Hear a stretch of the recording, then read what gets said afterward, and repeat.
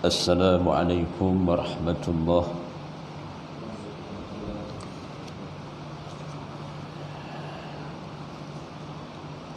InsyaAllah pada malam ini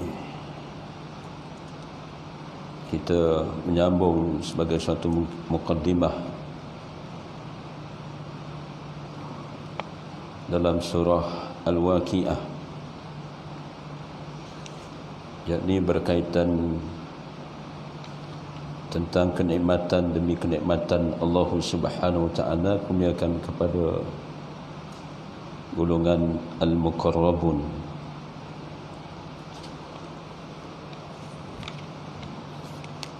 Yang termaktub dalam surah Al-Waqiah. Sukacita saya mewakili semua yang hadir pada malam ini. Saya raikan pengurusi dan seluruh jawatan kuasa, para muallim, muallimah, para imam, para muazzin sekalian yang menyaksikan, muslimin muslimah yang hadir pada malam ini. Saya mendahului bacaan beberapa ayat dalam surah Al-Waqiah ini, kemudian boleh diikut dengan baik oleh sidang yang hadir pada malam ini hatta yang menyaksikan pertemuan pada malam ini. Lihat muka surat di 45 pada ayat yang ke-22. Pada ayat yang ke-22, A'udzu billahi minasy syaithanir rajim. Bismillahirrahmanirrahim. Wa hurun 'ain ka'amsalil lu'lu'il maknun jazaa'an bima kanu ya'malun.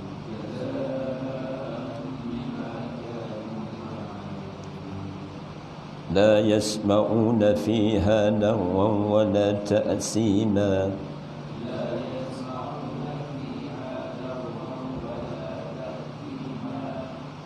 La yasma'una fiha lagwan wa la ta'sima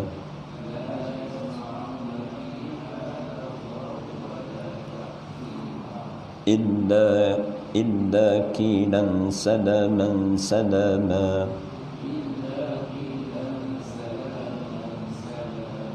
Illa qilan salaman salama.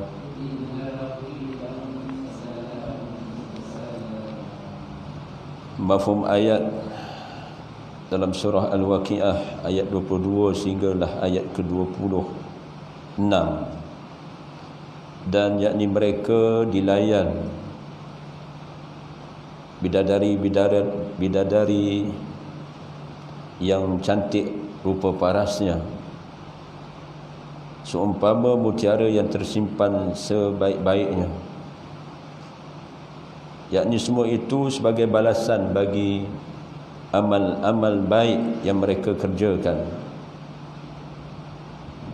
Mereka tidak mendengar, mereka tidak akan mendengar dengan dalam syurga itu perkataan yang sia-sia, dan tidak pula sesuatu yang menyebabkan dosa, dan tiada pula sesuatu yang menyebabkan dosa. Mereka hanya mendengar ucapan selamat, yakni salam sejahtera, selamat yakni salam sejahtera antara satu dengan yang lain. Sadaqallahul azim. Inilah kenikmatan yang Allah kurniakan golongan VVIP, golongan al-muqarrabun, yang beriman kepada Allah, mendahului iman kepada Allah, kemudian mereka mujahadah, giat beramal dalam tuntutan perintah Allah Subhanahu wa taala, dan mereka ikhlas beribadah kepada Allah, sehingga kan kenikmatan demi kenikmatan telah dikurniakan, bermula dengan air sebagai minuman, kemudian diikuti dengan buah-buahan ayat yang sebelum ini, dan akhirnya sekali diikuti dengan daging, yakni burung, daging burung. Maka kita lihat bagaimana tafsir Al-Alusi dan Al-Razi. Kedua mufassir menyatakan bagaimana susunan yang begitu cantik, satu uslub pendekatan Allah Subhanahu Wa Taala yang bijaksana, diberikan kenikmatan di akhirat nanti dalam syurga, itu dengan minuman, kemudian diikuti dengan buah-buahan dan makanan. Maka ahli sains, yakni sains perubatan, mendapati bagaimana pemakanan seseorang itu harus memulakan dengan minum air, kemudian diikuti dengan buah-buahan yang membuatkan perut lebih mudah untuk menghadam makanan, akhir sekali baru diikuti dengan daging. Dan dikaji secara mengikut pandangan ataupun pendapat kajian pakar diet ataupun nutrisi, pengambilan air setengah jam sebelum makan dapat membantu serta melancarkan selera makan dan mengelakkan daripada kembungnya perut kerana air. Dan disarankan di sini oleh musannaf kitab ini, kita tidak digalakkan untuk minum air ketika makan kerana akan melambatkan proses penghadaman. Seseorang harus, yakni boleh minum air setelah setengah jam makan. Pengambilan air pada waktu itu dikatakan dapat mengembalikan tenaga yang hilang. Maka inilah mendapati dengan sunnah Rasulullah sallallahu alaihi wasallam.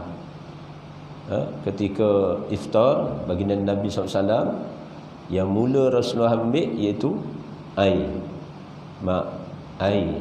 Rasulullah minum air dahulu, bukan makan tamar dulu. Minum air dahulu, minum air ringan lah. Baru disusuli dengan buah tamar. Tarik handbrake, solat dulu maghrib, barulah disusuli dengan makanan yang berat. Itu contoh dalam Ihya Ramadan. Dan susunan perbuatan Nabi SAW ada dalam Al-Quran. Ini yang kata kana khuluqu Quran, bahwasanya akhlak baginda Nabi SAW adalah Al-Quran yang bergerak. Rasulullah menterjemah, mentafsirkan ilmu wahyi ini dari segi fi'li perbuatan Nabi SAW. Nampak?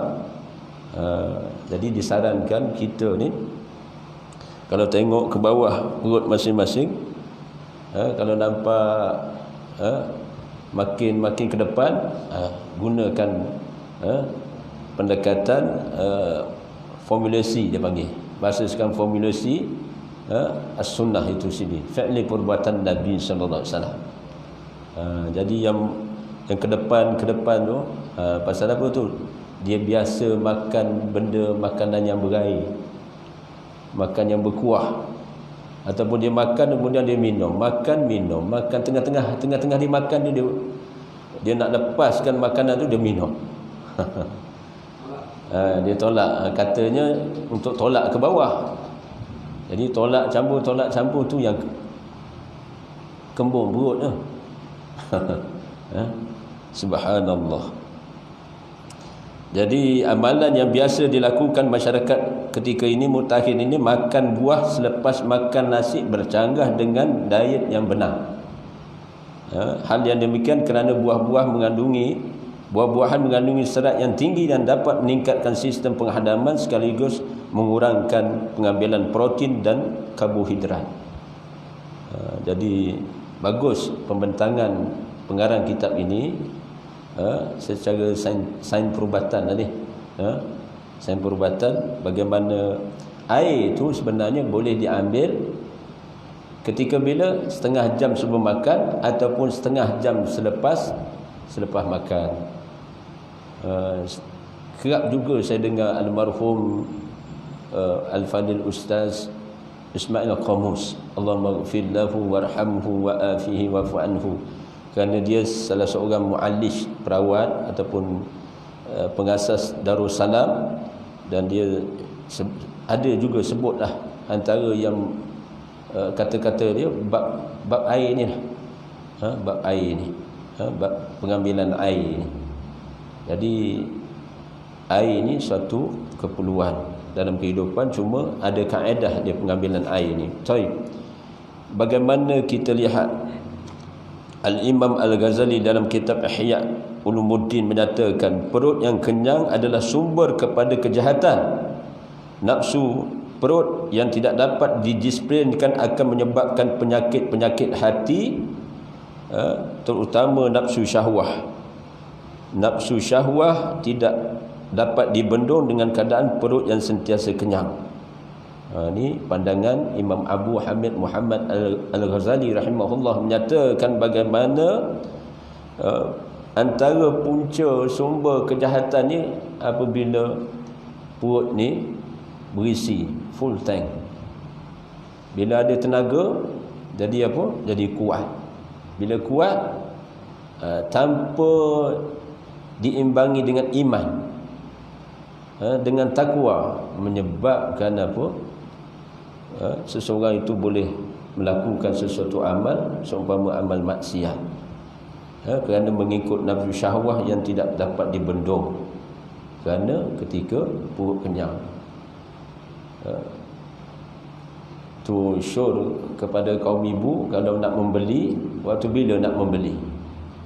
Kita kaum bapa ni, kalau nak jalan selamat dah, ni formula juga ni. Formula yang bagaimana? Belanja orang rumah tu dulu, makan. Makan, belanja dia agak-agak kenyang, berhenti, baru sambung masuk pasar raya. Dia lain tu, daya membeli ketika kenyang dengan daya membeli ketika lapar. Inna lillahi wa inna ilaihi raji'un. Nampak? Tu untuk package bajet lah. Tu formula. Formula yang memang mujarab.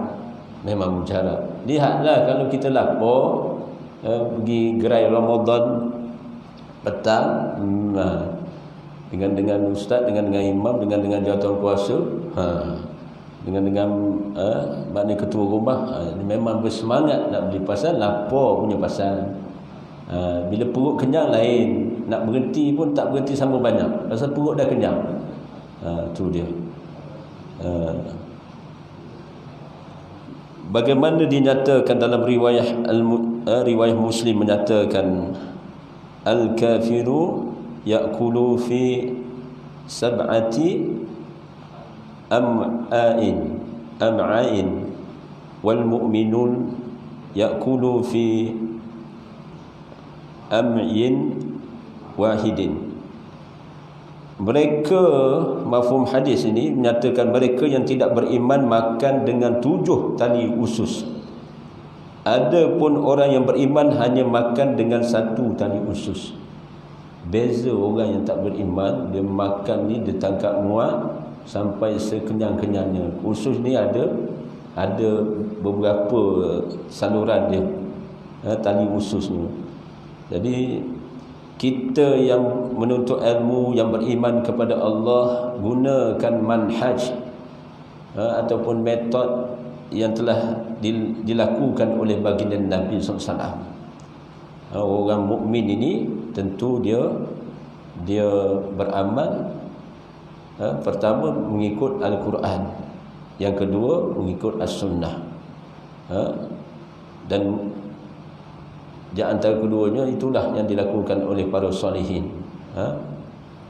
Kita biasa mendengar cara pemakanan yang baik adalah dengan memakan 3 kali sehari. Dan di antara 3 waktu tersebut digalakkan untuk mengambil snack ringan. Ini syur sajalah. Saya nak ringkaskan bagaimana ayat yang sebelum ini berkaitan dengan air, minuman, kemudian buah-buahan dan daging burung yang telah dinikmati oleh, insya-Allah akan dinikmati oleh golongan al-muqarrabun. Di waktu bila? Di dalam syurga Allah nanti.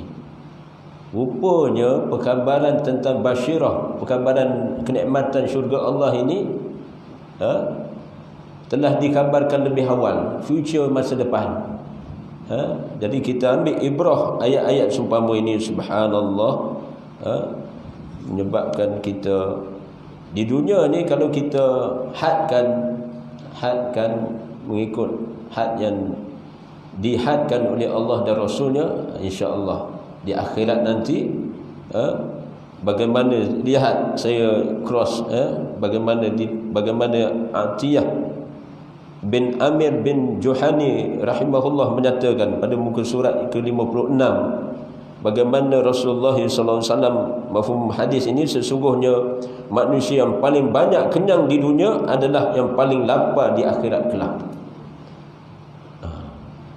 Siapa yang kerap kenyang di dunia ini bimbang-bimbanglah.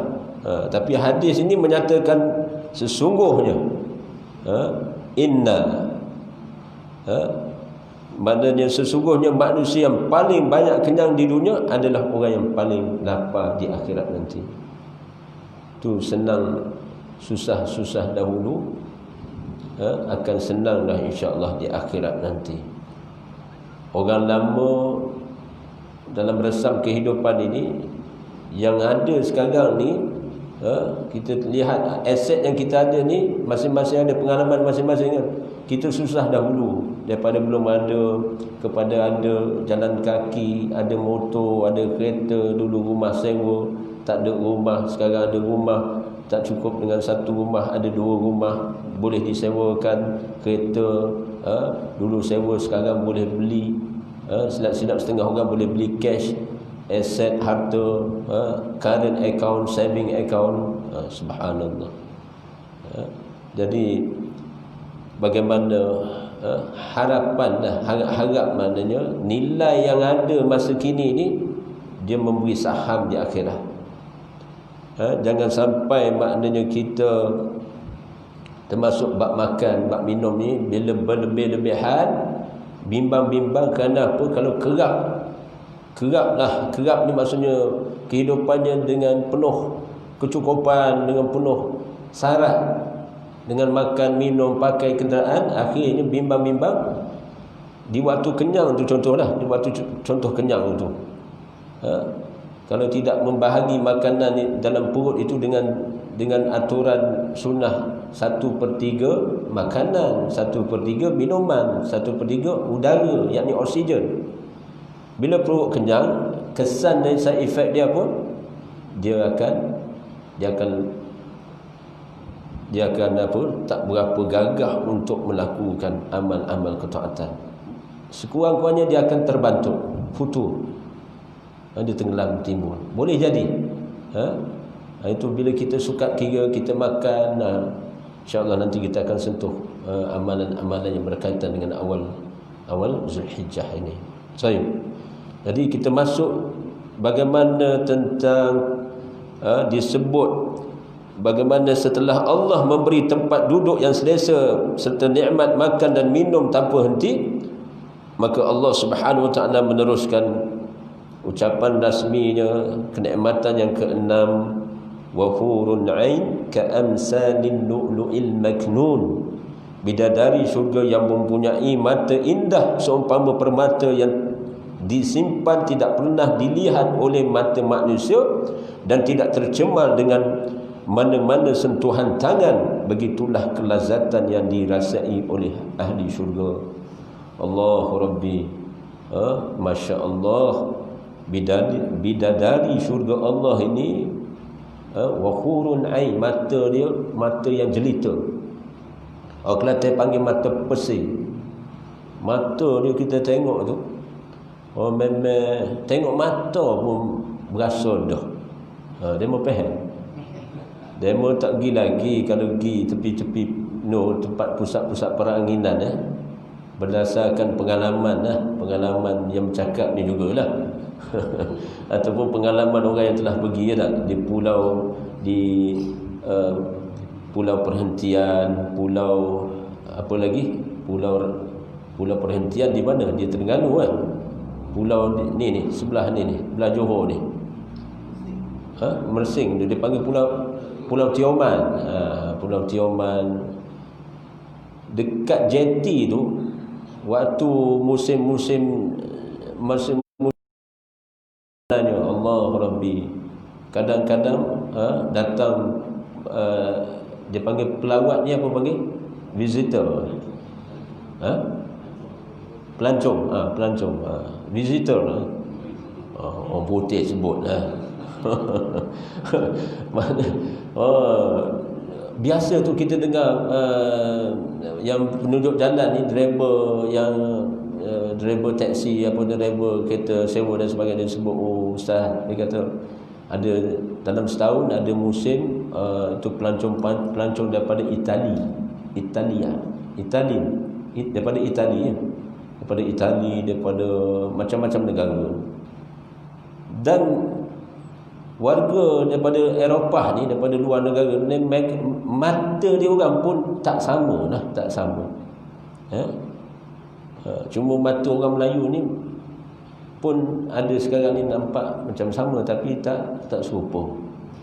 Pasal contact lens sebenarnya, contact lens, jadi tengok mata tu sebenarnya, subhanallah. Jadi wahurun ainin, mata yang jelita. Bila kita masuk syurga, insya-Allah ramai-ramai nanti, insya-Allah siapa dulu siapa kemudian, Allah saja yang mengetahui bagaimana mata bidadari ini dalam keadaan dirupa paraskan indah, dan keadaan mereka itu ka'amsalil lu'lu'il maknun, ini seumpama permata yang tersimpan rapi, yang tidak pernah dilihat oleh manusia dan tidak pernah disentuh hatta jin sekalipun, punya tersimpan eksklusifnya. Untuk siapa? Untuk golongan al-muqarrabun. Antara ciri-ciri fizikal mereka adalah bermata bulat ayu, mata yang menggoda, menggamit para suami untuk bersama dengan mereka. Jika kita menghayati gambaran keindahan syurga dan kejelitaan para isteri dalam syurga, akan menyebabkan kita bersungguh-sungguh beribadah kepada Allah Subhanahu Wa Taala. Hikmah. Jadi khabar basyirahnya sebenarnya satunya hikmahnya iaitu dia memotivasikan. Wallahu a'lam. Kalau tak semangat lagi tak tahulah. Orang jantan ni dia kalah dengan orang tino. Dia panggil lembek tekak lah. Demo tak tahu, tapi kalau mari sungguh, hak demo nak lagu mana, duduk dalam dua lagi tu. Duduk dalam dua lagi. Boleh bertahan ke? Gagah ke tidak? Tapi insya-Allah hasil daripada kita ditarbiyah, dididik dengan ilmu Al-Quran dan As-Sunnah. Jadi caranya bagaimana untuk mengimbangi keadaan itu tadi. Bila kita tengok orang tino hok comel-comel ni, mata, lepas tu tubuh badan dia dengan sebagainya, kita sekali lah gitu, kita buat-buat datangkan ayat Allah ni. Remind balik, flashback balik, wahurun ain ka'amsalin lu'lu'in maknun. Cuba datangkan balik ayat ni. Sambil datangkan ayat ni, baca doa juga. Allahumma inni a'udzubika min syarri sam'i wa min syarri basari wa min syarri lisani wa min syarri qalbi wa min syarri maniyati. Ya Allah, Allahumma inni a'udzubika, aku berlindung, wahai Allah, aku berlindung denganmu daripada kejahatan pendengaran aku, daripada kejahatan penglihatan aku, daripada kejahatan lidahku, daripada kejahatan hati aku, daripada kejahatan air maniku. Kena juga berdoa masa tu, pasal bimbang. Datang juga ayat Quran tu kadang-kadang ditepihnya. Pasal nafsu ni, walaupun telah hafal Quran, ingat ahli Quran, ingat ustaz ke, imam ke, termasuk ahli Quran, para hafaz, para khufaz, saya dan kita semua lah yang biasa mentadabbur dan sedikit sebanyak boleh memahami ayat Al-Quran ini, kena ingat apabila kemaksiatan dilakukan oleh orang yang berilmu, dia tidak sama dengan nilai orang yang kurang ilmu ataupun jahil. Dah berpegang dengan Quran dan Sunnah, tiba-tiba melakukan amal kemaksiatan. Jadi mana letaknya iman kita di waktu itu? Jadi sebenarnya apa? Allah akan hisab lebih halus, detail, sehingga sekiranya Allah nak hukum lebih berat daripada orang yang jahil. Ni.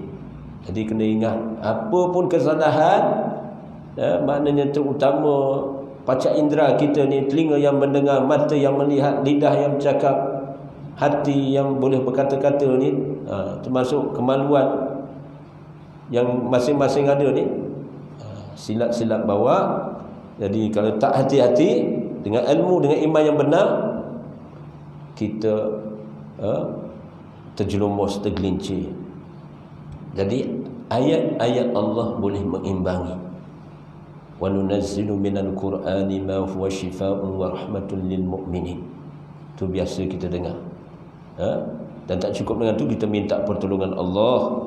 Namun demikian pada malam ini, Allah menghiburkan saya dan kita semua, dan dinyatakan secara crossline pada malam ini, begitu menggodanya mereka sebagai suatu hiburan untuk para lelaki yang menjaga dirinya daripada maksiat dan perbuatan yang haram di dunia.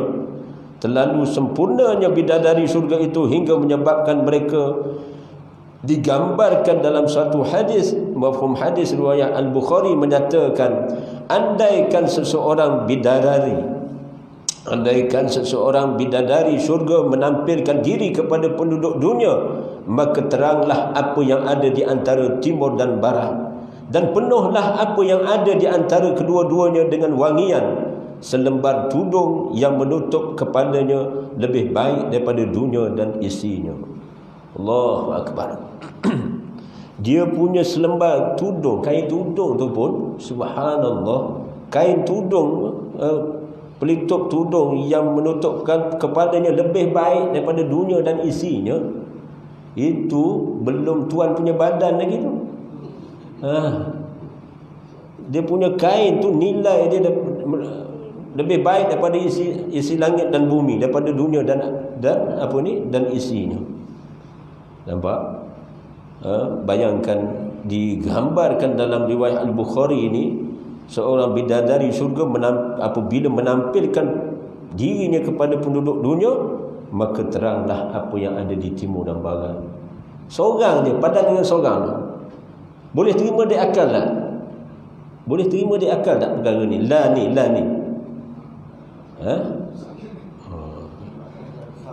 Haji ni buat geleng kan dah. Sebenarnya cuba buat mai embo mari sini. Tiba-tiba malam ni mari embo. Tak usah orang lain lah pada dengan embo. Memang tahu embo ni siapa dia. Pernah dinobatkan di antara wajah Pan ASEAN yang tercantik, antara top 10 peringkat Asia ke peringkat dunia. Membo tu orang Kelantan. Orang Kelantan ni dia comel-comel. Jadi kalau membo mari sini, tak membo pun Neolofa pun Neolofa mari gedik-gedik jalan lah. Gedik-gedik jalan dalam surau ni. Dengan ustaz, dengan imam. Subhanallah. Dia boleh menguasai suasana. Orang comel ni dia boleh menguasai suasana. Tu kita dengan ilmu, dengan iman, kalau kita berdepan dengan suasana begini, cara dia tu nak saya datangkan. Bagi yang telah hafal, datangkan wahurun ain ka amsalin nu'nu'il maknun jazaan bima kanu ya'malun. Kenapa tu? Jazaan bima kanu ya'malun itu balasan. Balasan. Sebagai balasan bagi, yakni amal-amal baik yang mereka telah lakukan. Taib, mereka seumpama mutiara yang tersimpan baik. Dalam hadis disebut bidadari itu duduk di dalam mutiara yang tidak pernah dilihat oleh jin dan manusia. Bidadari dicipta secara langsung oleh Allah untuk melayan penghuni syurga. Dinyatakan sebagai satu hiburan kepada para isteri, ketua bagi bidadari itu adalah isterinya ketika di dunia. Kalau bidadari itu cantik, isterinya akan menjadi lebih cantik daripada bidadari tersebut. Hal yang demikian kerana bidadari tidak pernah ada ujian dan tidak pernah melakukan ibadah. Akan tetapi para isteri penduduk dunia ini ada amalan semasa di dunia, jadi makamnya tentulah lebih tinggi daripada bidadari yang lain. Para isteri kita semua ini akan dirupa paraskan lebih cantik daripada bidadari-bidadari yang ada tu. Kenapa? Amal ketaatan, amal salihah yang mereka lakukan. Mereka taat kepada Allah, mereka taat kepada Rasulullah sallallahu alaihi wasallam, dan mereka taat pada suami. Ingatan kepada para isteri, jangan terlebih dos dalam beberapa perkara. Begitu juga suami, jangan terlebih dos dalam beberapa perkara. Tu kena banyak bertenang, banyak sabarlah. Perasaan masing-masing ada. Nak bawa perasaan, nak bawa fikiran, memang boleh bawa. Tapi itulah dia, sekiranya sabar dan bertabah hati, kemudian tahap syukur dan redha, imbuhannya dirupa paraskan lebih cantik daripada bidadari yang ada dalam syurga. Minggu yang lepas saya menyatakan ada lagu, bukan? Lagu bidadari ni rupanya ada dalam riwayat Imam Tirmizi. Dinyatakan oleh Ali bin Abi Talib radhiyallahu an, bagaimana baginda Nabi SAW bersabda dalam satu riwayat Imam Tirmizi ataupun Imam Tirmizi, sesungguhnya dalam syurga ada sebuah tempat pertemuan untuk para bidadari mengangkat suara mereka dengan nyanyian. Tidak pernah seorang makhluk mendengar suara yang lebih indah daripada suara mereka. Mereka berkata, kamilah wanita-wanita kekal, kami tidak akan binasa. Kamilah wanita-wanita lembut, kami tidak akan kasar.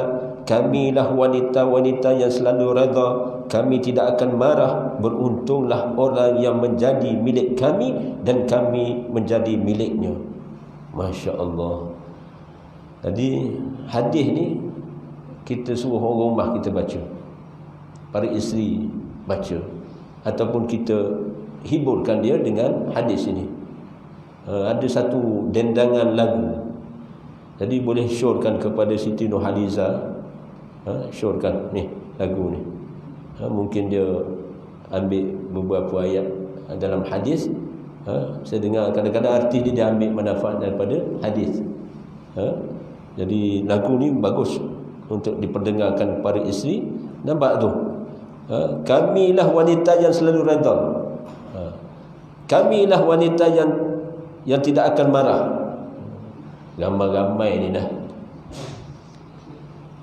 Saya hampir 95 ke 100% muslimin ni, kalau suruh angkat tangan, majoritinya lah pelik dan benar kalau tak ada seorang pun di antara kita ni tak pernah dimarah oleh isteri, pasangan kita lah. Dengan imam, dengan datang puasa sekali lah. Yang ramai-ramai ni lah agak-agak rasa tenang ni, rasa apa, rasa yelah, memang banyak ketenangan dalam rumah tangga ni, sakinah ni tak. Tapi kalau tanya jujur lah, ada tak di antara kaum lelaki ni yang dah menjawab jawatan suami ni tak pernah dimarah oleh isteri? Kalau ketua Pakida pun kecup perut, ketua Pakida yang pakai cincin tu, 3-4 cincin tu pun surrender. Dia sebut pada Ustaz Azhar Idrus, Ustaz, Gapo dia gak formula ustaz. Gapo dia formula ustaz ni pas tambah sorang lagi. Pas sorang lagi. Ustaz Azhar Idrus kan 3. Ustaz Azhar Idrus tengok dia, ayah anda nampak besar, nampak cicing tu pun lebih pada 3. Cicing ayah anda biasanya 1, 2 kiri kanan ni ada ayah anda ni cincin dah. Jadi cekak tak berani. Oh dia kata, dok ustaz, orang tino ambo tu bisa dia silap daripada ambo. Bisa dia lagi bersilat. Tu ayah anda pakidah tu. Kita yang tak ada sijil tali pinggang apa ni, wallah a'lam betul. Jadi nak sebutnya orang Tino ni kalau dia naik syekhah dia silap-silap hari bulan, biasanya hari bulan tertentu tu lah. Dia naik temperature dia dah. Kita ni bawa bertenang, cool down. Orang putih sebut cool down, bawa bertenang. Bagus juga bahasa Ustaz Haryanto tu, bawa bertenang. Jadi subhanallah, inilah di antara kenikmatan syurga Allah Subhanahu wa taala. Dan dinyatakan oleh Al-Imam Asy-Syaikh Ramadan Muhammad Said Ramadan Al-Buti menyatakan pada muka surat 57 menjelaskan Allah Subhanahu wa taala tidak menceritakan nikmat berpasangan untuk kaum wanita dengan jelas sebagaimana menceritakan tentang bidadari yang dianugerahkan kepada golongan lelaki. Hal yang demikian disebabkan kaum wanita lebih sopan dan mampu mengawal sifat malunya berbanding dengan kaum lelaki. Ini pandangan sudut pandang Al-Imam Asy-Syaikh Muhammad Ramadan Al-Buti, seorang ulama yang mentafsirkan ayat-ayat Allah, bagaimana hikmah Allah tidak menyebut khusus kepada golongan wanita, dihiburkan golongan lelaki, tapi sebenarnya sama je. Kalau seorang perempuan masuk dalam syurga, kalau dia mati tanpa suami, dia tak berkahwin, dia akan dikahwinkan, yakni dia ditemani dengan lelaki, bidadara lah kita kata. Pramugari ada pramugara tak? Tu hukum logik dah lah. Jururawat. Biasanya kita kosakkan jururawat ni perempuan. Sekarang ni ada jururawat lelaki. Subhanallah. Baik. 5 ke 10 minit pagi ni kita masuk dalam syarah kitab Ihya Ulumuddin.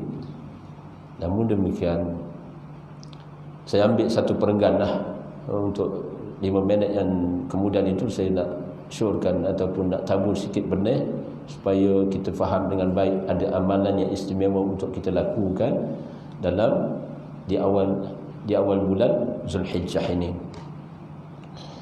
Setiap daripada kelakuan bismillahi awalihi wa akhirihi, setiap daripada kelakuan yang diamalkan dalam ibadah haji tentu mengingatkan bagi sesiapa saja yang suka menyelidikinya dan menjadi tauladan bagi mereka yang mendalaminya. Apabila pintu-pintu rahsia itu telah terbuka, maka tersingkaplah jalan yang terang benderang bagi setiap orang yang ingin mengetahui rahsia-rahsia untuk mensucikan hatinya dan memperbanyakkan pengetahuannya. Sebagai satu penjelasan, dapatlah kita mengambil beberapa hal yang penting dalam kefarduan rukun haji. Jadi ini bab yang menyatakan hikmah ataupun rahsia dalam ibadah haji. Disyarahkan dengan baik dalam kitab Syarah Ihya Ulumuddin ini. Setiap amalan tu ada rahsia, maksud dia begitu. Setiap amalan macam solat ada rahsia, puasa ada rahsia, haji pun ada rahsia dia, hikmah dia. Dan dibentangkan di sini bagaimana Allah Subhanahu wa taala memuliakan Baitullah yang sudah amat tua itu dengan dinisbahkan kepada zatnya sendiri untuk dijadikan sebagai tempat tujuan seluruh hamba-Nya. Allah Subhanahu wa taala juga menjadikan daerah-daerah sekelilingnya menjadi sebagai tanah haram suci, yakni bertujuan sebagai menghormati keagungan Baitullah itu. Bahkan diperkukuhkan lagi kehormatan tempat itu dengan mengharamkan berburu, memotong pokok-pokok yang terdapat di kawasan itu. Selain itu dapat dijadikan tempat tersebut Selain itu dijadikan tempat tersebut sebagai seolah-olah benar-benar berada di hadapan maharaja yang menjadi tempat tujuan semua pengunjung dan penziarah yang datang daripada segenap penjuru dunia yang jauh dan terpencil. Mereka datang ke Baitullah dari semua sudut dan arah dalam keadaan yang dalam keadaan masing-masing merendahkan diri kepada zat yang menguasai Baitullah kerana menghormati keagungan dan kebesarannya. Selain itu juga dengan pengakuan tentang kesucian zat yang Maha Esa yang memiliki Baitullah. Perasaan ini boleh ditimbulkan agar teballah ketauhidan setiap orang yang datang dan penghambaan diri kepadanya, merasa menjadi hamba dan lebih sempurna lagi untuk mentaati perintah dan mengikuti ajarannya. Ini simbolik. Baitullah sendiri, Kaabah itu sendiri, di Tanah Haram itu sendiri sebenarnya ada ibrah yang boleh kita ambil, pengajaran yang boleh kita ambil. Tumpuan Allahu Ahad, Allah yang menjadikan Baitullah tu Tuhan punya rumah. Kaabah tu, Masjidil Haram disebut Baitullah, rumah Allah. Jadi tetuan punya Baitullah, yakni Kaabah tu sendiri Allah Azza wa Jalla dengan kesempurnaan sifatnya. Dan bagaimana perkeliling yang disyariatkan, bagaimana tidak boleh diharamkan berburu ketika melakukan rukun haji, termasuk juga tidak boleh memotong pokok-pokok yang terdapat di kawasan itu. Dan bagaimana digambarkan di sini, di situlah satu gambaran bagaimana ini tumpuan pusat perhatian manusia, tempat tumpuan perhatian manusia. Jadi ada hikmah. Gambaran-gambaran sepama ini mubah kita timbulkan. Kita lihat zahir satu hal, secara batiniah kita boleh tafakur, berfikir hikmah-hikmah yang tersirat itu. Seumpama solat, saya kata ada hikmah dia, puasa pun ada hikmah dia. Sebagai 5 minit yang terakhir, sebagai tambahan sedikit ini untuk kita landing time, iaitu berkaitan dengan bagaimana peluang saya dan kita semua untuk melakukan amal-amal soleh, amal ketaatan di awal bulan Zulhijjah ini.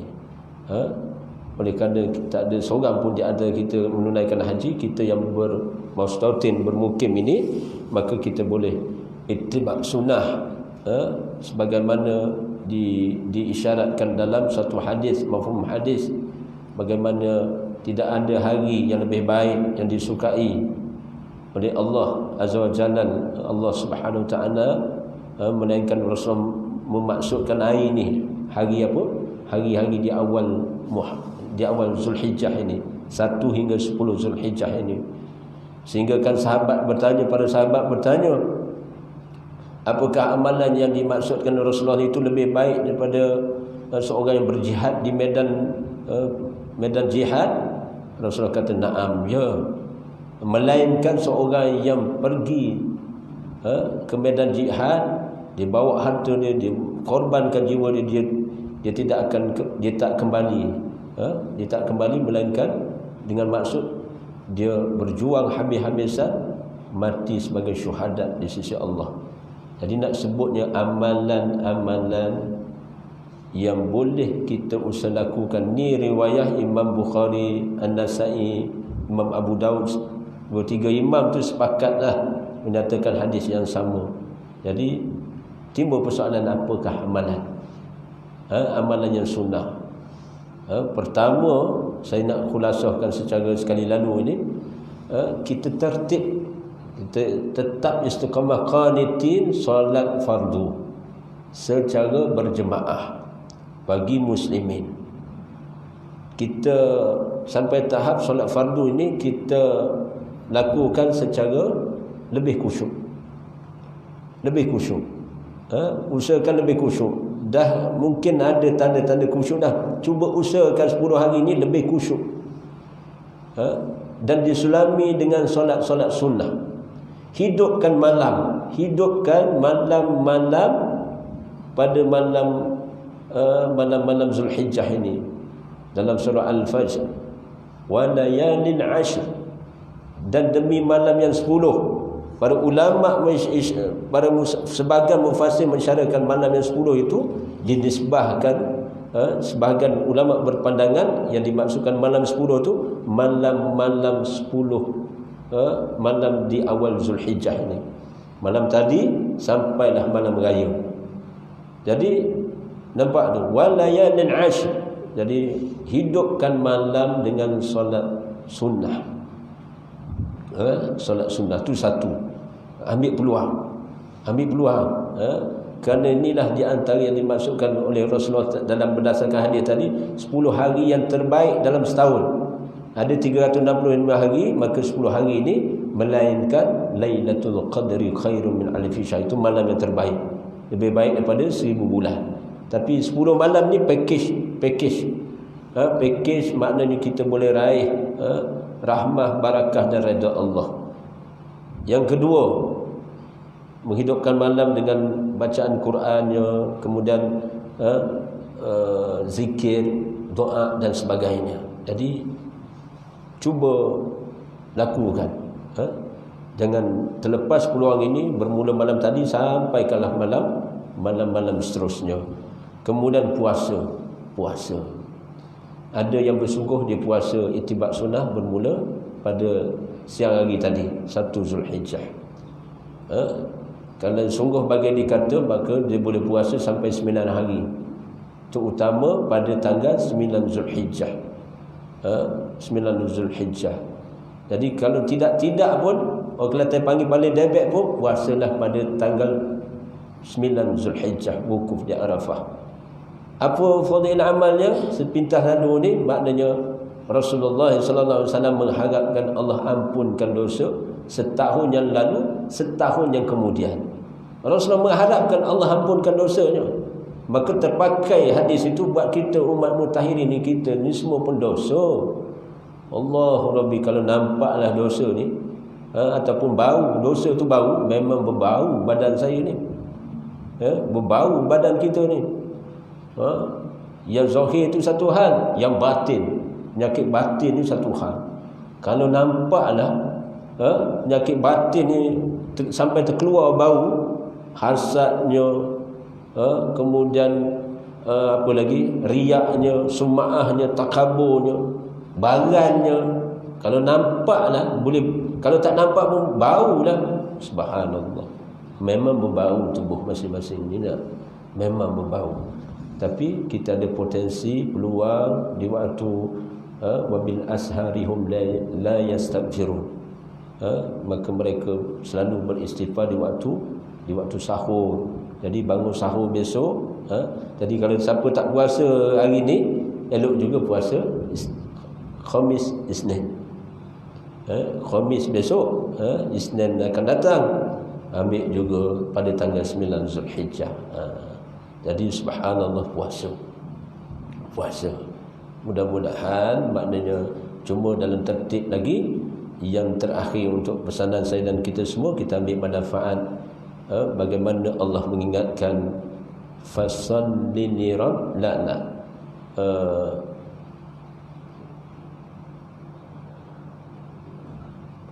Ba'da a'udzubillahi samil alim minasyaitonir rajim min hamzihi wa nafthihi wa nafsihi.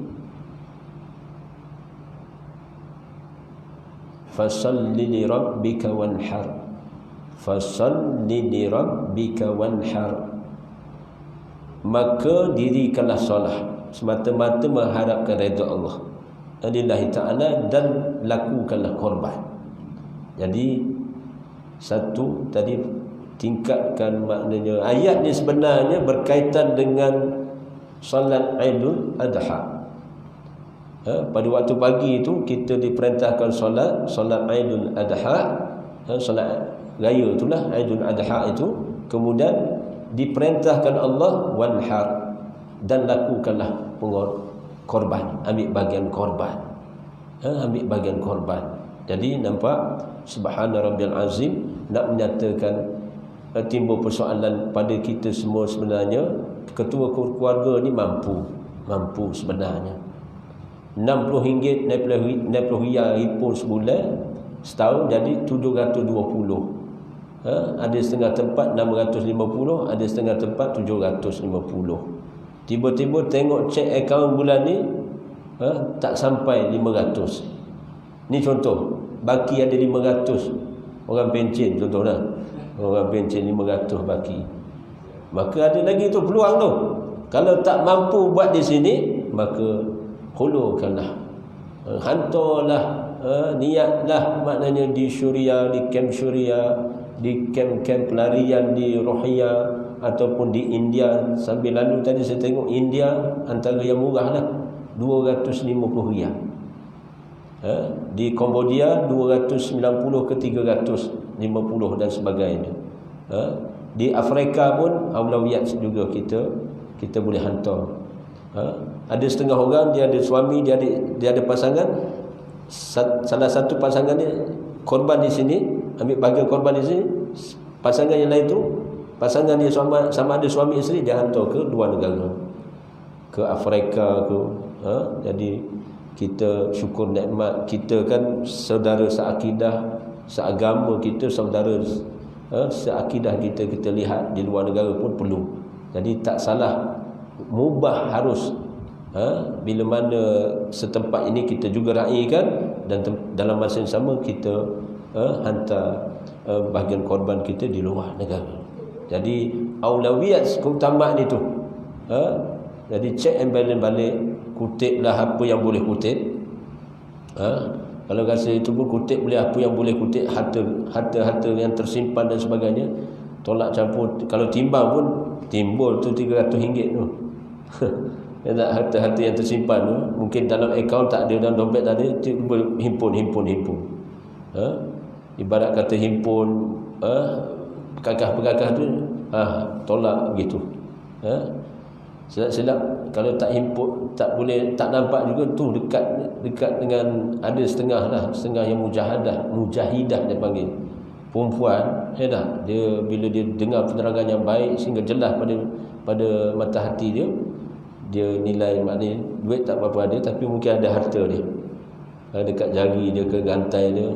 Tiba-tiba timbang dekat apa ni, dekat rahnu dan sebagainya, dia kira bismillah. Rupanya ada kemampuan. Ini contoh, sebenarnya contoh. Rupanya kita inna a'tainakal kautsar, sesungguhnya kami, kata Allah, mengurniakan kepada kamu nikmat yang banyak. Al-Kautsar, telaga Kautsar, tapi nak sebut di dunia ini Al-Quran dan As-Sunnah. Itu dalam Quran, dalam hadis, dalam Quran tu ada kebaikan yang banyak.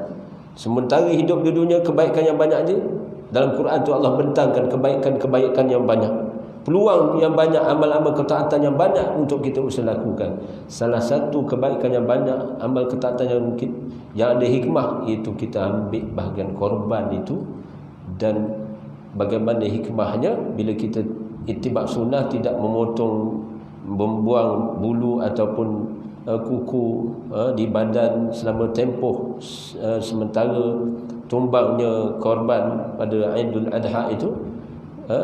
Hikmahnya apa tu? Katanya berdasarkan Imam An-Nawawi rahimahullah menyatakan, hikmah kita simpan bulu, tidak tanggalkan bulu, tidak buang kuku tu, hikmahnya apa? Nisbah itulah Allah akan gugurkan dosa-dosa di akhirat kelak, maknanya dia sebagai bahan bukti. Maknanya bahan bukti kita tangguh tu, maknanya sehingga pada hari Aidul Adha itu baru kita, kalau nak gunting, nak potong kuku dan sebagainya, ketaatan itu Allah akan nilai. Dia akan gugurkan dosa-dosa sebanyak mana bulu ataupun yang disebut dalam hadis yang lain, dimaksudkan bagaimana sebanyak bulu kambing yang ada tu, bulu mana bahagian korban yang kita tumbangkan dengan niat korban itu, sebanyak itulah Allah akan ampunkan. Wallahu a'lam. Wallahu a'lam. Jadi ada hikmah, setiap amal perbuatan itu ada hikmah. Jadi mudah-mudahan kita raihlah redha Allah dalam kehidupan ini yang berbaki ini, dan semua orang berpotensi untuk melakukan amal-amal ketaatan, insya-Allah. Siru ala barakatillah, wabillahi taufiq wal hidayah. Wassalamu alaikum warahmatullahi wallahu a'lam. Allahumma salli ala Muhammad wa ala alihi wa sahbihi wa barik.